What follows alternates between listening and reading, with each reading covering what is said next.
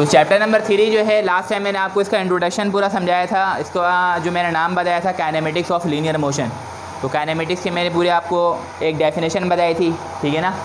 और यही बताया था कि इस चैप्टर में हम किन किन चीज़ों के बारे में जो है वो स्टडी करेंगे। लास्ट क्लास में मेरे कौन कौन था, हैंड रेज कर दीजिएगा। चैप्टर नंबर 1 जो है हमारा ख़त्म हो गया है, दैट इज़ कॉल्ड डायमेंशन, ठीक है ना। वो 5 से लेके 7 नंबर या 1 से लेके 7 नंबर तक के लिए वो इंपॉर्टेंट होता वाला चैप्टर वो मैंने करवा दिया है।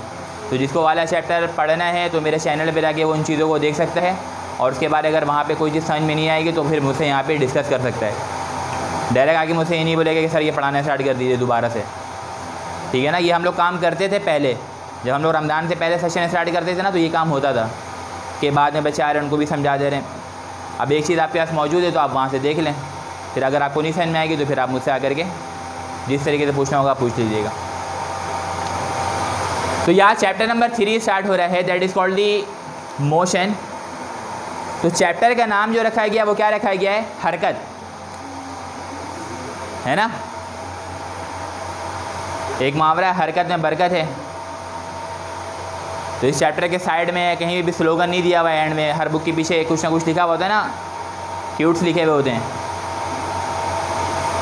ठीक है, जिसको हम कहते हैं कि इकबाल ज़री, है ना, कि मेहनत कामयाबी की कुंजी है। लेकिन जो भी कामयाबी हासिल कर रहा है वो किसी न किसी को धोखा दे के हासिल कर रहा है। और एंड में स्लोगन क्या बना हुआ है कि मेहनत। इसी तरीके से हरकत में बरकत है। हरकत में बरकत से मुराद ये है कि दौड़ें भागेंगे तो आप सेहतमंद रहेंगे, तो वो बरकत है, बॉडी के अंदर बरकत हो रही है। और भी इसी तरीके से जब तक खेलेंगे नहीं, भागेंगे नहीं, जब तक आप लोग कोचिंग आएंगे नहीं, जब तक कॉलेज जाएंगे नहीं, आप लोगों को सुकून नहीं मिलेगा, है ना। यूनिवर्सिटी में एडमिशन नहीं होगा, तो यूनिवर्सिटी में एडमिशन होना क्या एक बरकत है ना। तो ये कब आया, जब आप लोगों ने हरकत की। और अगर हरकत नहीं करते तो ये बरकत।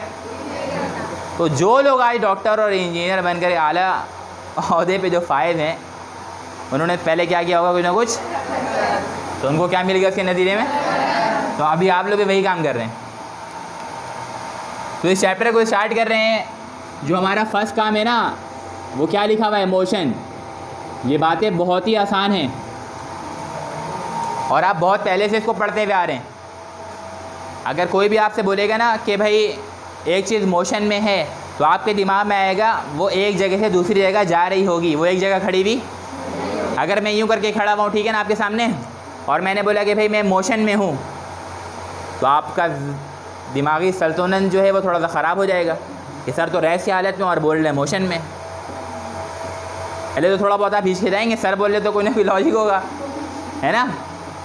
लेकिन फिर आपका दिमाग ये एक्सेप्ट करेगा कि सर तो रेस्ट की हालत में है। तो जब हम किसी को ये कहते हैं कि वो चीज़ मोशन में है, या कोई चीज़ फ़ैन मोशन में है, या गाड़ी मोशन में है, तो इसका मतलब ये नहीं होता कि फ़ैन जो है वो स्टैटिक कंडीशन में है या गाड़ी जो है वो स्टैटिक कंडीशन में है, बल्कि वो क्या कर रहा होगा, अपने पोजीशन को क्या कर रहा होगा, चेंज कर रहा होगा अपने सराउंडिंग के लिहाज से, अपने गिरदो नवा के लिहाज से। बात समझ में आ रही है। तो whenever there is a concept of motion, it means the body must have to be travel from position 1 to position 2, from position A to position B। अब एक हमारे पास पोजीशन A है और एक हमारे पास पोजीशन क्या है बेटा, B। इस A से B की तरफ अगर एक बॉडी मूव करेगी तो हम उसको क्या बोलेंगे, वो मोशन है। वो चाहे आराम से जाए, वो चाहे रुक रुक के जाए, वो चाहे स्पीड में जाए, आ रही बात समझ में, लेकिन वो रहेगा किस में, मोशन में, because it doesn't satisfy the condition of rest. वो रेस्ट की कंडीशन को सेटिस्फाई नहीं कर रहा है, बल्कि वो क्या है, अपने पोजीशन को चेंज कर रहा है, तो हम उसको क्या बोलते हैं, मोशन। ये बात समझ में आ गई। तो मोशन में बॉडी के लिए ये बात लाजिम और मलजूम हो गया कि जब भी बात होगी मोशन की, उसमें बॉडी क्या कर रहा होगा, अपने पोजीशन को चेंज कर रहा होगा। The body must have to change its position with respect to its surrounding. ये एक नॉर्मल सी बात है। आपको ये तो पता होता है कि मोशन से आपके दिमाग में एक चीज़ तो आ रही होती है कि बॉडी हरकत में होगी, लेकिन ये सारी छोटी छोटी जो फिजिक्स की जो डेफिनेशन होती है, वो अपने आप में ही जो है वो एक डेफिनेशन अपने आप को वो खुद ही बता रही होती है। मोशन के माने क्या, हरकत। तो हरकत कब होगी, जब एक बॉडी दूसरी बॉडी, एक बॉडी जो है वो अपने पोजीशन से दूसरे पोजीशन की तरफ मूव करेगी। तो वो हरकत कहलाएगा। आ रही बात समझ में? तो इसी में हम ऑफ, का, के, की, ठीक है ना, इंग्लिश के टर्मिनोलॉजी लगा के ऐड करके हम इसको डेफिनेशन बना देते हैं। When a body changes its position from first position to the second position with respect to its surrounding, अपने गिरदोनवा के लिहाज से, तो हम उसको क्या बोलेंगे? वो मोशन में है। अब ये मोशन जो है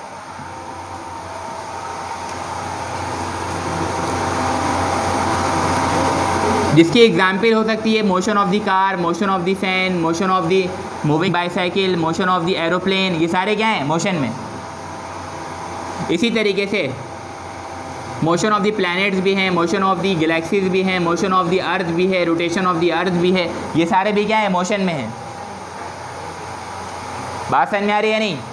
अगर कोई चीज़ मोशन में नहीं है तो दूसरी पॉसिबिलिटी क्या होगी? दूसरी पॉसिबिलिटी ये होगी कि वो कौन सी हालत में होगा? रेस्ट की हालत में होगा। तो रेस्ट की हालत में जैसे मैं यहाँ पे खड़ा हुआ हूँ, ठीक है ना, और मैं आपसे बोल दूँ कि मैं बहुत तेज़ी में भाग रहा हूँ,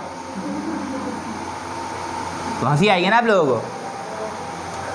या कोई जो है वो बहुत ज़्यादा तेज़ी से भाग रहा है ना, और वो आपसे कह दे कि मैं रेस्ट की हालत में हूँ, तो दिमाग इस चीज़ को एक्सेप्ट नहीं करेगा। तो ये चीज़ें जो हैं वो हमारे सेंस को भी जो है वो बेसिकली कैलकुलेट करके बता रहा होता है। हमारा सेंस इस चीज़ को कैलकुलेट करके बता रहा होता है इन डेफिनेशंस को। कोई बॉडी रेस्ट की हालत में तो वो अपने पोजीशन को चेंज कभी भी नहीं करेगा,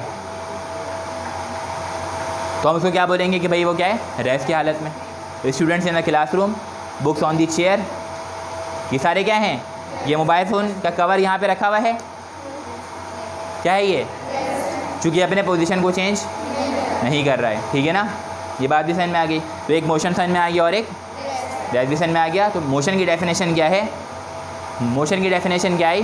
when the body changes its position with respect to its surrounding. अच्छा, इन चीज़ों को ज़रा आप गौर करिएगा, जो चीज़ आप जल्दी जल्दी मेरे लेक्चर के साथ लिख सकते हैं वो लिखते रहेगा, ठीक है।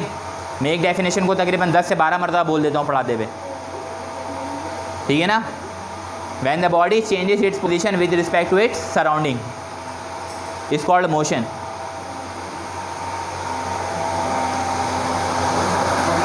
When the body changes its position with respect to its surrounding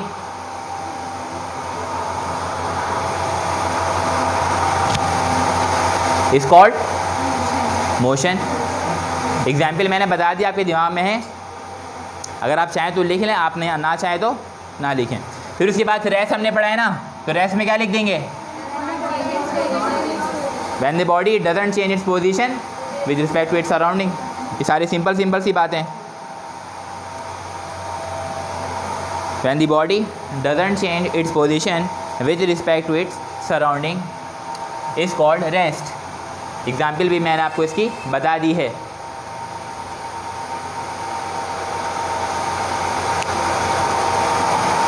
तो ये हमारा क्या हो गया भाई? रेस्ट और मोशन। आ रही बात समझ में? तो अभी हमारे पास नेक्स्ट टॉपिक है, that is called distance. Distance को उर्दू में क्या बोलते हैं? फासला। अभी ये समझ लीजिए कि कोविड-19 का जो है ये बहुत ज़्यादा मोस्ट इंटरेस्टिंग टॉपिक हम इसको कह सकते हैं, है ना। डिस्टेंस, फासला। अब इंसान के अकल में ये है ना कि जिस चीज़ से उसको मना कर दे रहा है वही काम ज़्यादा करता है। अब बच्चे को बोल दिया बेटा शाम के टाइम जो है ना नहीं है, शाम के टाइम जो है ना आपको खेलना है, और दिन के टाइम जो है वो आपको पढ़ना है, और रात के टाइम आपको पढ़ना है, या दिन के टाइम आपको सोना है, तो दिन के टाइम वो सोएगा नहीं। शाम के टाइम खेलने का बोला तो वो ज़्यादा खेलेगा, रात के टाइम उसको पढ़ने का बोला हुआ तो कम पढ़ेगा, किताब उठा देगा। तो इसी तरीके से बड़े भी हैं। तो ये इंसान की जो है ना एक फितरत है, जिस काम से उसको मना कर दिया जाए उसी काम को वो क्या करता है? ज़्यादा करता है। तो इसके पीछे वजह ये होती है ना कि इंसान का दिमाग जो है वो इंसान को कंट्रोल कर रहा होता है। जिस दिन आप अपने दिमाग को कंट्रोल करने वाले बन जाएंगे, आपसे कोई ज़्यादा जो है ना समझदार, आपसे ज़्यादा कोई अक्लमंद इंसान नहीं होगा। इंसान बेवकूफ़ जब बनता है जब उसका दिमाग उसको क्या करता है? कंट्रोल। लेकिन जिस दिन आपने अपने दिमाग को कंट्रोल करना सीख लिया, अगर आपको ये बात समझ में आ गई वक्त पे कि अच्छे से पढ़ने के बाद ही फ़ैसला होने वाला है, तो उसके लिए टाइम पीरियड है कि भाई आपके पास 200, 250, 300 दिन आपके पास मौजूद है ना। लेकिन अगर आपके दिमाग ने आपको ये मशवरा दे दिया 250, 300 दिन बहुत ज़्यादा होते हैं, आखिरी के 150 दिन में मेहनत कर लेना,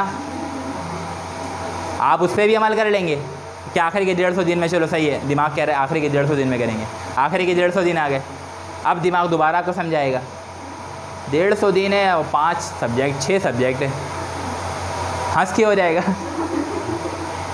ठीक है ना। फिर एंड में ये होगा कि हंसते हंसते लग गए रस्से।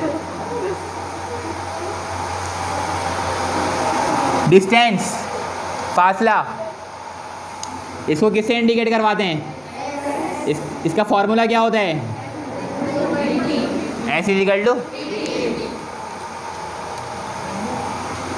एक पॉइंट हमारे पास A है, एक पॉइंट हमारे पास बेटा क्या है? B। एक रास्ता हमारे पास ये है कि A से B के पास जाने के लिए हम इस रास्ते से भी जा सकते हैं, ये वाला पाथ भी हम चूज़ कर सकते हैं, सही है। और एक रास्ता हमारे पास घुमा फिरा के है, एक रास्ता कैसे हमारे पास? एक ही रास्ता भी है, ठीक है ना। लेट सपोज ये जो है आपका घर है और ये आपका कोचिंग है, सही है ना, सही है। तो आप घर से निकले कोचिंग जाने के लिए, एक रास्ता सीधा सीधा था, आप उस रास्ते से भी आ सकते थे, लेकिन फिर आप जैसे ही घर से निकलने लगे एक मैसेज आ गया शगुफ्ता का कि भाई मुझे भी लेते हुए चलना। शगुफ्ता का घर यहाँ पर है, आ रही बात समझ में? तो फिर यूँ आए, शगुफ्ता के घर के बाहर खड़े रहे, फिर शगुफ्ता बाहर आएंगी, फिर हम लोग यहाँ से यूँ निकलेंगे, फिर यूँ निकलेंगे, फिर जाके हम कोचिंग पहुँचेंगे। तो 2 रास्ता है कोचिंग आने के लिए, एक रास्ता जो है वो स्ट्रेट लेके जा रहा है और एक रास्ता घुमा फिरा के, लेकिन दोनों की मंजिल, डेस्टिनेशन दोनों का सेम है। आ रही बात समझ में? तो ये जो फासला है, the shortest distance between the 2 points, इसकी एक ख़ास बात है, इसकी एक ख़ास डेफिनेशन है। और ये जो एक रास्ता है, the space between the 2 point, ये कहलाता है 2 पॉइंट के दरमियान का स्पेस, फासला, इसको हम बोलते हैं डिस्टेंस। इसकी डायरेक्शन चेंज हो रही होती है। अगर आप इस पॉइंट पे चेक करिएगा बेटा, तो अगर आप इसको यूँ देखेंगे टेंजेंट ड्रॉ करके, तो इसकी डायरेक्शन कहाँ पर है? यूँ है या नहीं? अगर आप इसको यूँ जा रहे हैं और फिर यहाँ पे कर्व लेंगे तो इसकी डायरेक्शन कहाँ पर होगी? यूँ जाके यूँ मुड़ेंगे ना, बात समझ में आ रही है? फिर अगर आप इस डायरेक्शन पे जाने लगेंगे तो ये डायरेक्शन क्या हो जाएगी? फिर इधर जाने लगेंगे तो डायरेक्शन क्या हो जाएगी? तो हर पॉइंट पे डायरेक्शन क्या हो रहा है? तो no specific direction whenever the body produces the distance, तो इसमें कोई स्पेसिफिक डायरेक्शन नहीं होता। तो जिसका कोई स्पेसिफिक डायरेक्शन नहीं होता, वो फिज़िकल क्वांटिटी जो है वो कभी भी वेक्टर क्वांटिटी नहीं होता, चूँकि वेक्टर क्वांटिटी के लिए हमें डायरेक्शन की नीड होती है, सही है। तो इसीलिए जो हमारा ये डिस्टेंस है, ये distance the space between the 2 point, definition मैंने 4 मरतबा बोल दी है, ज़रूरी नहीं कि सर बोलेंगे तो लिखेंगे, इस चीज़ को आप कैच करना सीखें, सही है ना। 4 मरतबा डेफिनेशन मैंने बोल दिया है। तो the space between the 2 point that is called distance. इसको किससे इंडिकेट करवाते हैं बेटा? कैपिटल S, किससे? और S। अब यहाँ पर एक चीज़ देख लीजिएगा सब, डिस्टेंस और टाइम, सही है। आप यहाँ से घर जाते हैं, आपको टाइम लगता है पैदल जाने में, लेट सपोज 10 मिनट, किसी को 10 मिनट, किसी को 20, किसी को 25, किसी को 30, है ना। कुछ चांद से तो आ रहा नहीं है कि रॉकेट पे आ रहे हैं, छत के ऊपर रॉकेट लॉन्च कर रहे हैं, हाँ।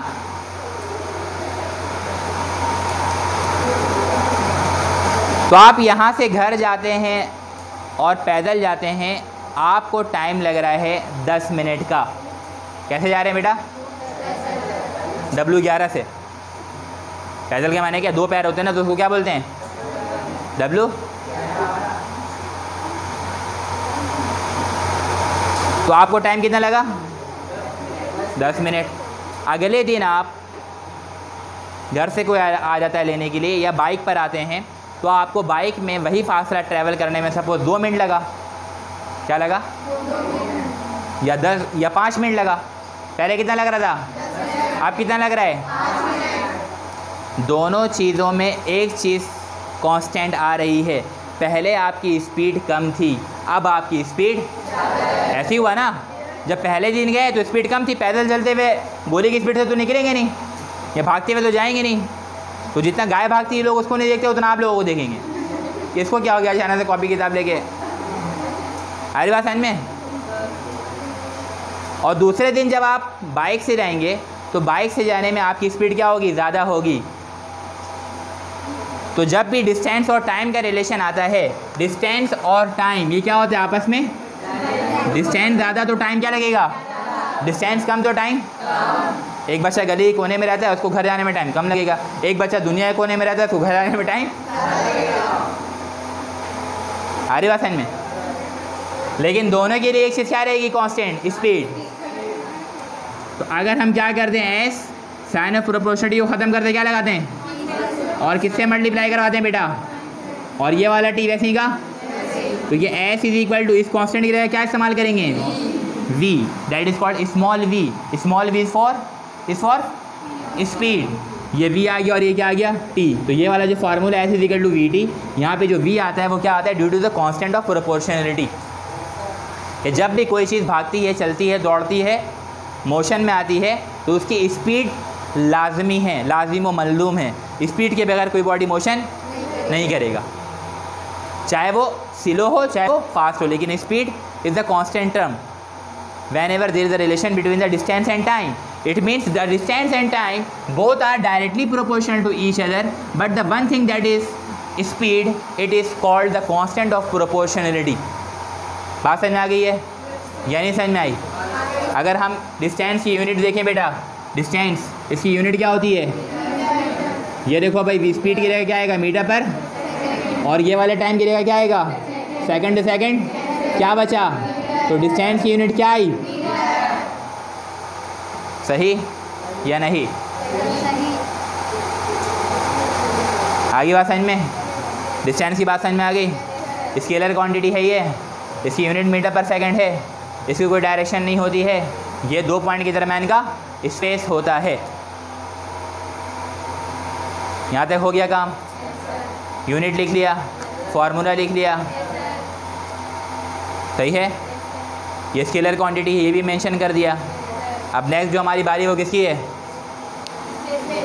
डिस्प्लेसमेंट।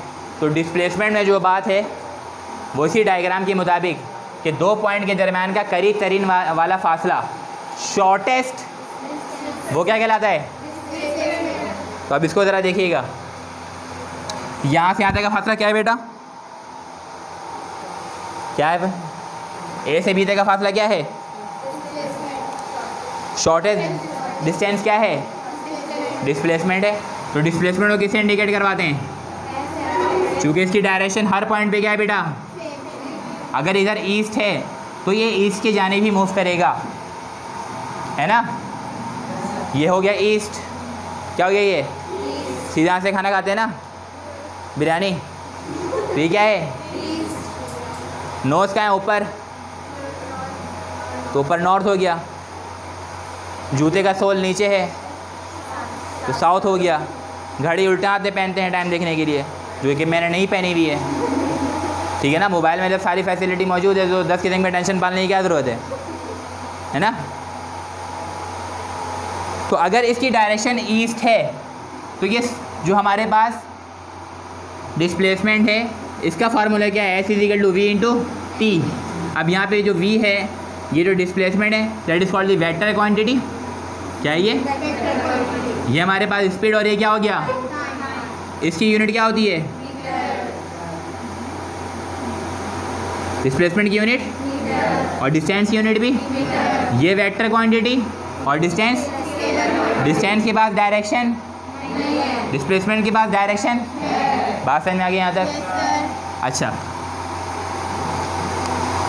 ये एक सर्कुलर पाथ है, सही है, सही या नहीं। ये पॉइंट क्या है, ये पॉइंट क्या है बेटा, ए से कहाँ जाना है, ए से कहाँ जाना है, आप बताइएगा इसमें डिस्प्लेसमेंट कहाँ पर है और डिस्टेंस कहाँ पर है? डिस्प्लेसमेंट कौन सा वाला है, कौन सा लाइन सेगमेंट है?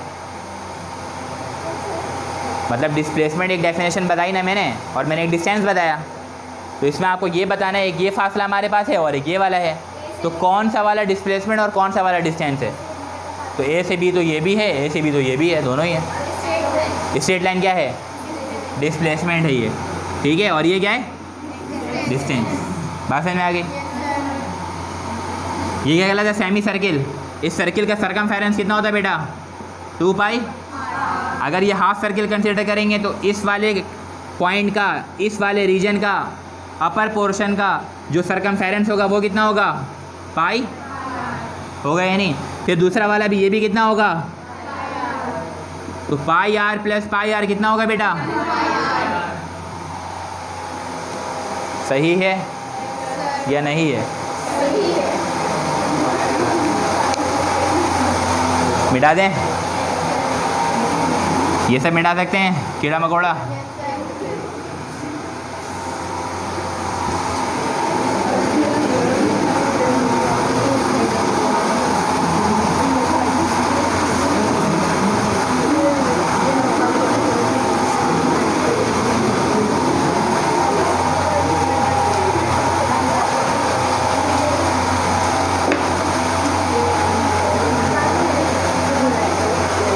आगे चले भाई।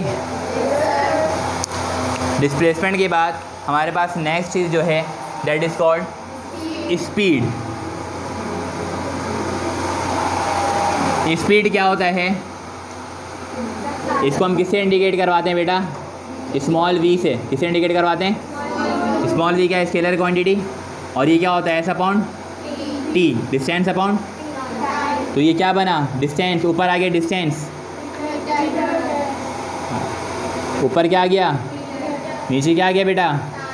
Distance per unit time is called, distance per unit time is called, rate of change of distance is called,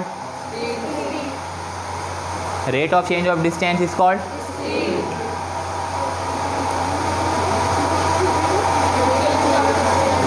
तो डिस्टेंस में जो तब्दीली होती है टाइम के लिहाज से उसको हम क्या बोलते हैं? स्पीड। स्पीड को किसे इंडिकेट करवाते हैं?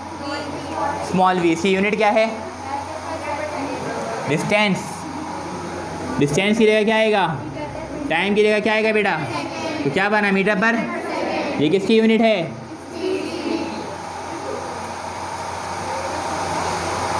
सही या नहीं? आगे चलें। स्पीड के बाद क्या है?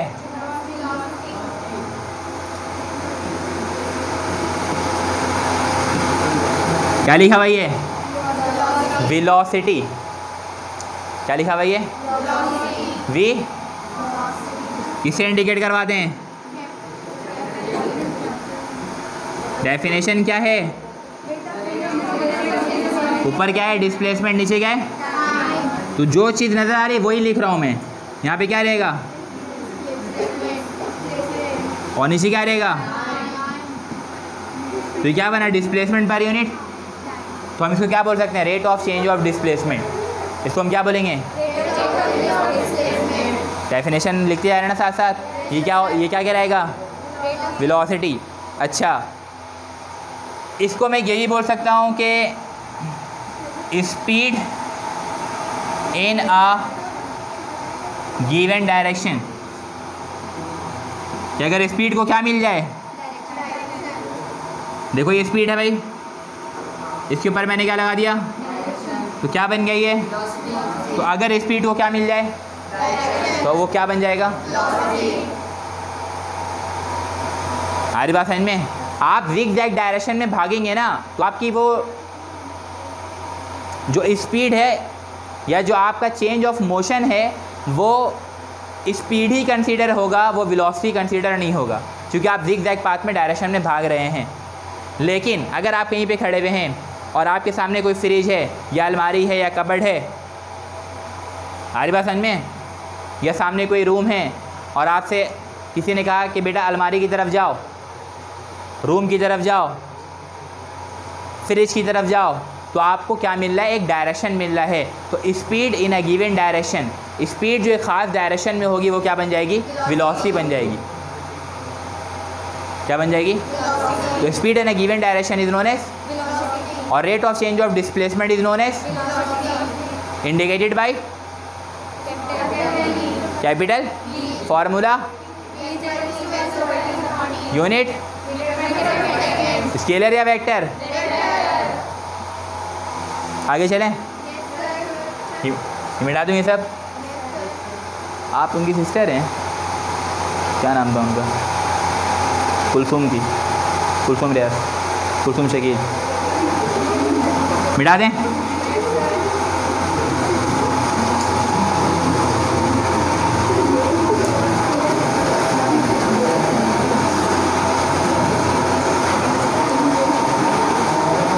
मिटा दूँ बेटा ये भी।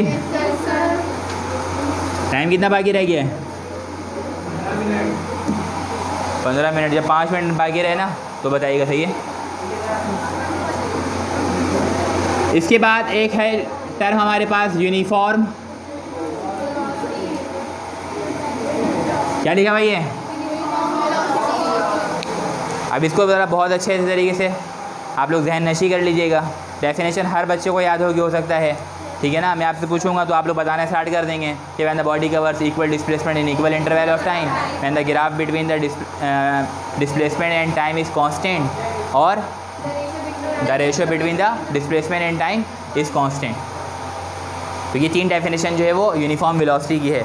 लेकिन इसके साथ आपको ये समझ भी आना चाहिए कि आखिर इस तीनों डेफिनेशन में क्या बातें हो रही हैं, या आखिर यूनिफॉर्म वेलोसिटी होती क्या है, सही है ना। तो ये जो यूनिफॉर्म वेलोसिटी है, यहाँ पे वेलोसिटी का टर्म लगा हुआ है बेटा, तो मैंने लिख दिया वेलोसिटी, क्या लिख दिया, कोई मसला। अब इसका फार्मूला क्या होता है, एस अपॉन, क्योंकि वेलोसिटी है तो एस क्या होगा, डिस्प्लेसमेंट होगा क्या नहीं। फिर यहाँ पे मैंने ग्राफ प्लॉट कर दिया, क्या कर दिया, गिलास नहीं, यहाँ पे क्या आएगा, टाइम, इसमें आएगा, यहाँ पे क्या आएगा, किसमें आएगा। अब डिस्प्लेसमेंट यहाँ पे क्यों आया और टाइम यहाँ पे क्यों आया, टाइम भी इधर आ सकता था और डिस्प्लेसमेंट यहाँ भी आ सकता था, ये तो आप लोगों को पता होगा ना। कौन बताएगा, कौन बताएगा, आप बताइएगा, न्यू स्टूडेंट है आप बताइएगा।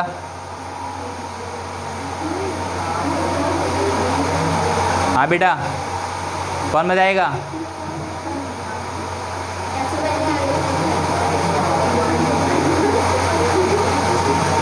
याद है या भूल गई, भूल गई, शाबाश। आप 2 बातें ये याद रखना है बेटा, नंबर 1 और फिज़िकल क्वांटिटी 2 किस्म की होती है, एक होता है इंडिपेंडेंट, क्या होता है, और एक क्या होता है, क्या होता है, एक इंडिपेंडेंट और दूसरा इंडिपेंडेंट। इंडिपेंडेंट के माने क्या है, खुद मुख्तार, आज़ाद, सही है। और डिपेंडेंट के माने जो किसी पर क्या करे, डिपेंड करे, इन्हिसार करे, ठीक है ना। अब यहाँ पे एक चीज़ डिस्प्लेसमेंट और एक चीज़ क्या है, टाइम। अब जैसे मैं यहाँ पर खड़ा हुआ हूँ, सही है, सही है ना, क्या हुआ, टाइम जा रही है, 5-6 सेकंड निकल गया, तो टाइम नहीं रुका, तो टाइम क्या हुआ ना, इंडिपेंडेंट। अब मैं यूँ चलता हूँ इस तरीके से, सही है, जैसे मॉडल लोग नहीं चलते हैं, सही है ना, ये इस तरीके से मैं चल रहा हूँ, तो अभी डिस्टेंस ट्रैवल हो रहा है, तो क्या टाइम रुक गया है, टाइम भी आ रही है, तो इसका मतलब क्या हुआ कि डिस्टेंस जो है वो टाइम पे डिपेंड करता है, कि जितना ज़्यादा टाइम होगा आपके पास। आपसे बोला मैंने 1 घंटा चली तो ज़्यादा डिस्टेंस ट्रैवल होगा, मैंने बोला आप 15 मिनट चलें तो कम डिस्टेंस ट्रैवल होगा। तो distance depends upon the time, but time is independent of distance. Time जो है वो डिस्टेंस से आज़ाद है। तो जो इंडिपेंडेंट होता है वो कहाँ पे आ रहता है, कहाँ पे आ रहता है बेटा, एक्स एक्सिस। ये नीचे ऊपर क्या है, ये एक्स एक्सिस है ना। ये आप लोग फर्स्ट ईयर के स्टूडेंट हैं ना, या 3 क्लास के हैं, कि ये नीचे नज़र आ रहा है तो उसको नीचे बोल दो, ये ऊपर नज़र आ रहा है तो उसको ऊपर बोल दो, है ना। ये कौन सा एक्सिस है, और ये वाला। तो ये जो बॉडी है, जो टाइम है, वो कहाँ पे प्लॉट किया हमने, और डिस्टेंस को, चाहे डिस्टेंस है चाहे डिस्प्लेसमेंट है, बात एक ही है अभी फ़िलहाल, सही है। तो हमने यहाँ पे वेलोसिटी का टर्म दे करके हमने ये चीज़ें अपने तौर पे बना ली, सही। अब इसको और आगे देखते हैं, यहाँ पे क्या लिखा हुआ है, यूनिफॉर्म। यूनिफॉर्म के माने क्या होता है, यकसा के माने, और एक जैसा का छोटा भाई छोटी बहन, उसका नाम क्या है, वो। ये लोग सारे एक ही फैमिली से ताल्लुक़ है इनका, सही है ना।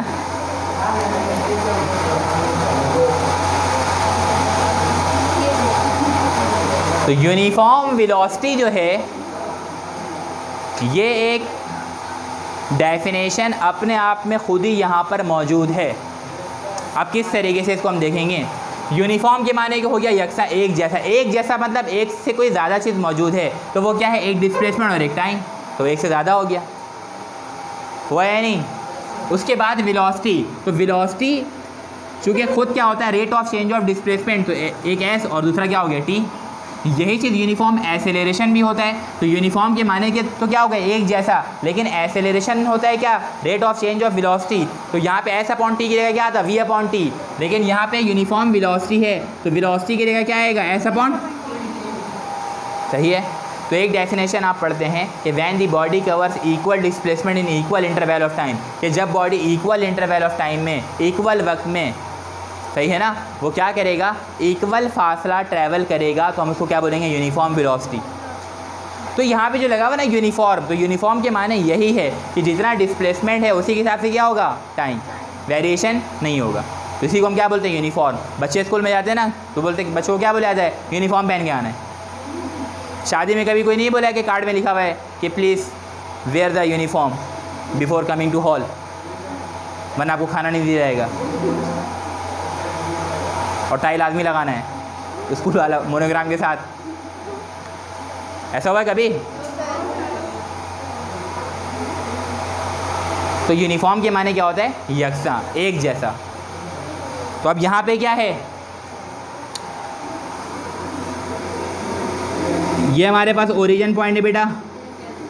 यहाँ पे इसका कोऑर्डिनेट बना देते हैं। एक्स कहाँ पे जा रहा है, एक्स एक्सिस पे, और ये क्या है, वाई एक्सिस।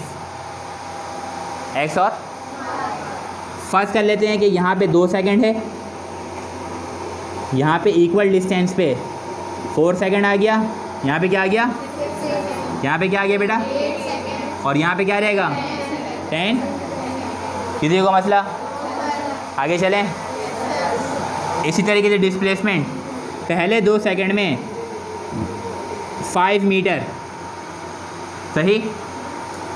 फिर उसके बाद दोबारा 5 मीटर, तो कितना हो जाएगा, फिर उसके बाद दोबारा 5 मीटर, तो कितना हो जाएगा, फिर उसके बाद दोबारा 5 मीटर, तो कितना हो जाएगा, फिर उसके बाद दोबारा 5 मीटर, तो कितना हो जाएगा।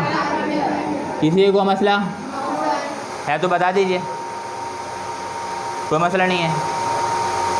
यही चीज़ आप लोग मैट्रिक में भी करते हुए हैं कि जब भी पूछा कि आप लोग कोई मसला, नहीं सर कोई मसला नहीं है। उससे पहले भी 9 में यही हुआ कि सर कोई मसला, नहीं सर कोई मसला नहीं है, और आज भी यही हो रहा है। और इंशाअल्लाह ताला आने वाले वक्तों में भी हम लोग इसी चीज़ को फॉलो करेंगे, सही है। तो 2 सेकंड में जो फासला ट्रैवल हो रहा है कितना, 5 मीटर। तो एक्स एक्सिस पर आए, 2 सेकंड पे टाइम 2 सेकंड, 2 सेकंड पे हमें कितना मिल रहा है, 5 मीटर। तो 2 सेकंड पर आए यहाँ पे एक्स एक्सिस पे, यहाँ से परपेंडिकुलरली ऊपर चले गए। तो ये वो पॉइंट है जहाँ पे 5 मीटर का फासला है और 2 सेकंड का टाइम है, ऐसे ही है कि नहीं। अब और आगे आ रहे थे, इसको मैंने यूँ करके सर्किल कर दिया, सही है। 4 सेकंड पे क्या मिल रहा है, तो 4 से बेटा एक्स एक्सिस पे आ गया है, ये रहा 4, और यहाँ से फिर ये पॉइंट मिल रहा है, यहाँ पे सर्किल कर दिया, सही है नहीं? फिर उसके बाद 6 पे 15, तो 6 से आगे गए और यहाँ से यूँ आगे चले गए, कोई मसला? 8 पे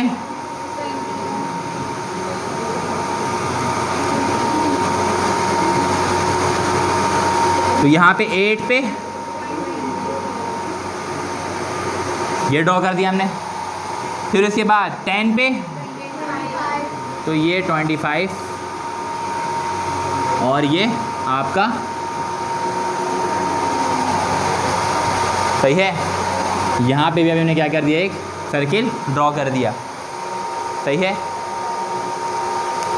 पहली डेफिनेशन के मुताबिक, पहले डेफिनेशन क्या कहता है, when the body covers equal displacement in equal interval of time. Equal distance 5 metre, 10 metre, 15 metre, 20 metre, 25 metre, हर के दरमियान 5-5 मीटर का फासला है। Equal distance in equal interval of time, 2 second, 4 second, 6 second, 8 second, 10 second, हर time interval में 2 second का फ़र्क है। तो पहली डेफिनेशन तो सेटिस्फाई हो गई, when the body covers equal displacement in equal interval of, सही।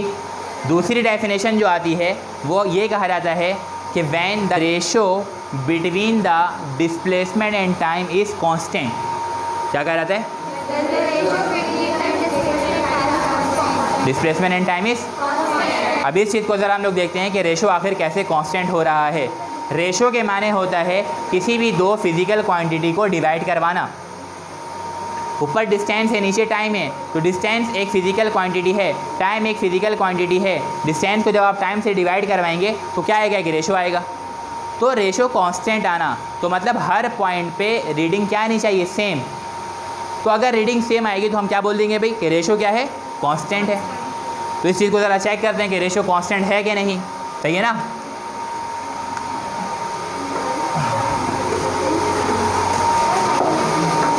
हाँ अभी बता देते हैं, ठीक है। पहले रेशो कांस्टेंट देख लेते हैं, ठीक है। ये फार्मूला है working formula, v equal to S upon, पहला डिस्टेंस कितना है, तो डिस्टेंस की जगह क्या आएगा और टाइम की जगह क्या आएगा। डिस्टेंस की जगह क्या आ गया और टाइम की जगह, तो 5/2, 5 रुपये का 2 हिस्सा, 2.5 रुपये आएगा। और ये है क्या, वेलोसिटी मीटर पर। पहली रीडिंग क्या आ गई, 2.5 मीटर पर। दूसरी रीडिंग 10 पे कितना है, 10 पे, तो ऊपर क्या आएगा बेटा, नीचे क्या आएगा, 10 डिवाइड बाई 4, फिर आंसर क्या आएगा, मीटर पर, सही। जो रीडिंग पहले आई थी वही रीडिंग सेकंड भी। हो सकता है थर्ड गलत आ जाए, तो थर्ड चेक कर लेते हैं। 15 पे 6, तो ऊपर 15, नीचे, तो क्या आंसर आएगा, 2 मीटर पर, सही है। हो सकता है ये वाला गलत हो। चौथा 20 पे 8, क्या आंसर आएगा, मीटर पर। हो सकता है आखिरी वाला गलत हो, सही है ना। तो पांचवा वो क्या लिखा हुआ है, पे, फिर आंसर क्या आएगा, मीटर पर। तो यहाँ पर क्या आया, ये तो ये सारा रेशो क्या हो गया बेटा। तो जब हम कहते हैं कि when the ratio between the displacement and time is constant, then the velocity is known as. ये बात भी समझ में आ गई या नहीं समझ में आई। तीसरी बात कहा जाता है कि when the graph between the displacement and time is a straight line, and the graph between the is a straight line. कैसी होनी चाहिए, बिल्कुल। अगर स्ट्रेट लाइन ड्रॉ हो जाएगी ग्राफ की तो हम क्या बोलेंगे,